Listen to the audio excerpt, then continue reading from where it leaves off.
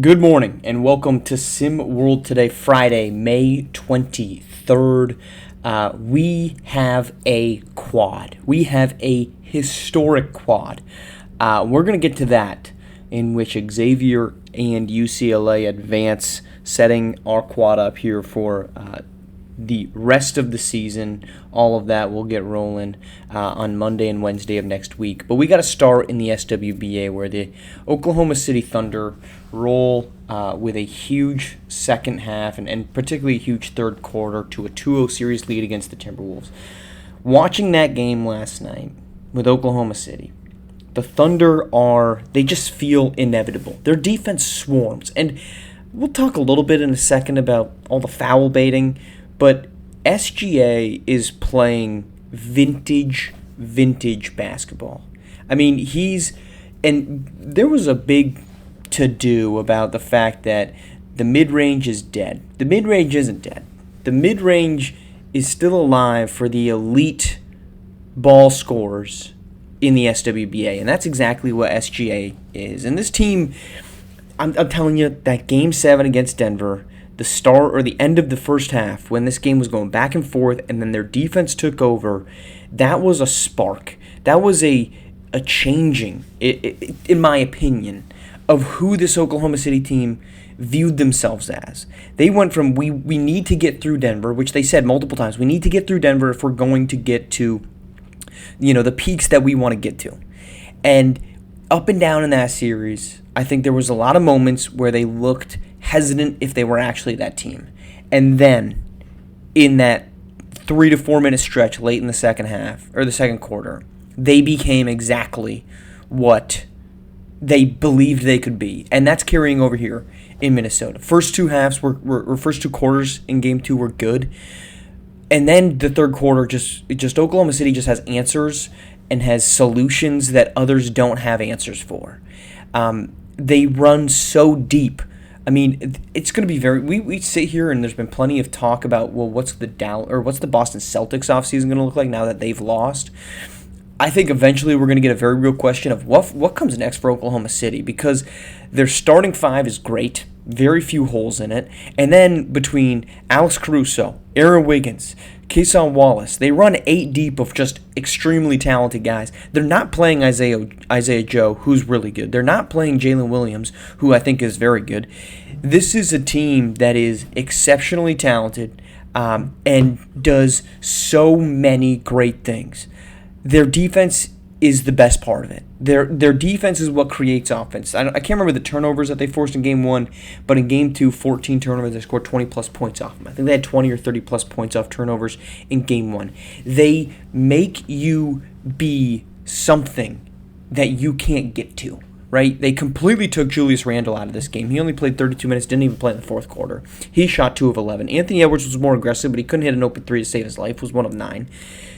Oklahoma City's defense, I can't emphasize enough how great it was. Now, is the sky falling? I don't think the sky's falling, right? If I'm Minnesota, I'm walking out of here, and they had times in the fourth quarter where they could have made this thing close, right? They got it to 11, and then they'd foul, right? They got it to 11, actually. They had a great stop, and then Jaden McDaniels turns it over, trying to dish a pass back in transition to Anthony Edwards, and that leads to Jalen Williams and one on the other end, which pretty much put the coffin down on this one.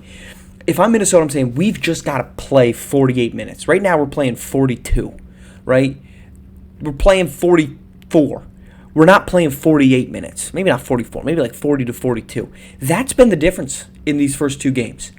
Minnesota has not played 48 and Oklahoma City has. Now, you go home, you think you should get better performance out of Naz Reid, who's been terrible through the first two games. This is a guy that shot 50% from deep against the Warriors, shot 40+% from deep against the Lakers. He has not been that. 0 of 5 last night in Game 2. Dante DiVincenzo, 2 of 6 from deep, was not good. Minus 27, worst of anybody on the floor for this team. That you think should turn around. Mike Conley, 1 of 4. He should turn around at home. You would expect Julius Randle, considering all the love and affection he's gotten over the past 2 weeks, 3 weeks, month of postseason hoops, you would expect him to turn around from that 2-11 run. That should happen when they get back to Minnesota. But if I'm the Wolves, we've got to play 48 minutes. Now, to the fouling. I don't like it. I don't think that should be a surprise. I don't think a lot of people like it. I don't like that we're calling ticky-tack fouls and we're rewarding guys for jumping into them. I think that it's a disgrace to basketball is a bit of an exaggeration, but it's in that general ballpark where we're not playing hoops right now. We're not playing basketball, right? We're grabbing guys' arms and we're throwing their hands into our face if we're Jalen Brunson. We're getting calls on just, I'm tossing my head back and I'm getting a foul call. Like, that's not basketball, man. Like, the fact that Shai Gilgeous-Alexander has 15 free throw attempts and 21 field goal attempts it's just uncomfortable to watch. And it's making every possession, it ruins the flow of the game from a viewership standpoint, and it's just not authentic basketball. That being said, SGA has been fantastic, right? He was, like I said, in the mid-range, he was elite. 12 of 21 in this game, and he does it in such an old-school way. He takes 2 3-pointers in this entire game. 38 points, takes and makes only 1 3-pointer, takes 2 of them. He's been awesome to watch and a well-deserved MVP. The foul baiting, I do think the league needs to figure something out about that because it's too much. It's just not entertaining to watch that anymore. But the product of SGA when he's just seeking for a shot is still beautiful. All right, let's go to SimWorld U, where Xavier pulls a really impressive win over Illinois.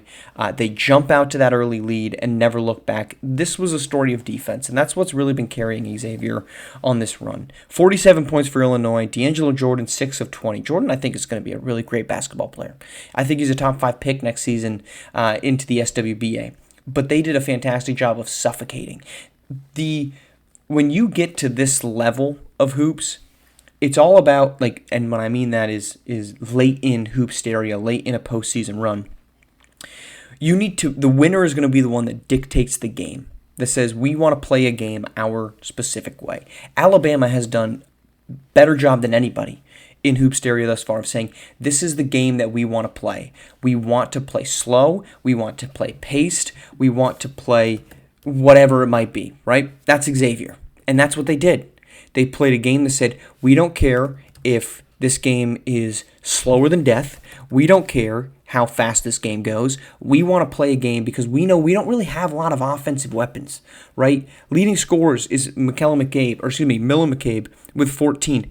We don't have a D'Angelo Jordan, who is a high volume, occasionally high efficiency score. We don't have that. So why should we play a game that doesn't reach that? And I think that's a credit to Xavier that says we want to play a muck-it-up type of basketball game, and they did a great job of doing that against Illinois. Can they win? I mean, we're guaranteed to have a 13 or a 14 seed in the national championship game. If Xavier or SMU wins, it will be the lowest seeded team to ever win a national championship. That is astounding. And we can say what we want. You know, I can moan and complain about all of the upsets early on in Hoopsteria. But this part is actually interesting to me. So at the risk of sounding hypocritical, the fact that we're getting a 13 and a 14 in a national semifinal is actually really entertaining. And it does underscore the depth of this league. And it underscores all the pieces and all of the great basketball teams and players that do exist in college basketball. Now, did anybody think that should happen? No. Did anything think it would happen? No. But Xavier and SMU is still an interesting matchup. But dare I say the other side of the bracket, which is UCLA and Alabama, is the national championship game. UCLA was fantastic in this one. I thought they did a fantastic job, especially in the second half of this game, where they were able. This game felt UCLA gets going early, and San Diego State just never. Very similar to the Arizona-Alabama game. It never really felt like the Aztecs were going to be able to get over the hump. It felt like this was UCLA in control, again, a team that said we want to play a specific way, and that's how we're going to do it. It felt like they were in control from start to finish and said, we know the exact type of game that we need to play to win this, and that's what we're going to do. And they imposed that will on their opponent. And then in the second half, late in that game, they just blew it open. Now, the close of that, the final 3 minutes, made it a little bit closer than you probably feel comfortable with. We almost were looking at a New York Knicks style, breakdown in the final 2 minutes of this game, but the way that UCLA played, I was surprised it took them so long to start pulling away. And that's, credit to the Aztecs, but this is what UCLA does. And we're going to get a matchup of Dwan Epps, Quincy Henderson, DJ Childs going up against Jalen Snow and LeGerald Carroll and J.J. Ortega. This is a great, great matchup between UCLA and I'm not here to disparage what SMU is. I mean, look, Cam Jones, friend of the pod. We're excited that he's made it here to the quad and is a win away from playing for a national championship on an SMU team that's top 5 minute getters are all freshmen. That's unheard of. But that UCLA Alabama game is absolutely peak what you would expect to see in the quad. I won't say it's the national championship game because you still got to go through Xavier SMU to get that. But that game is going to be incredibly high octane. And I think it's a game that 2, 3, 4 years from now, we're going to look back and remark at how many future SWBA stars, starters, sixth men are on the court in that one because it's going to be a doozy. Thanks for tuning in this week. We're coming back next week. More postseason hoops in the SWBA, and we'll be previewing the quad Monday night, 9:30 p.m. Thanks for tuning in here on SimWorld TV, the only place you can see the game, be the game.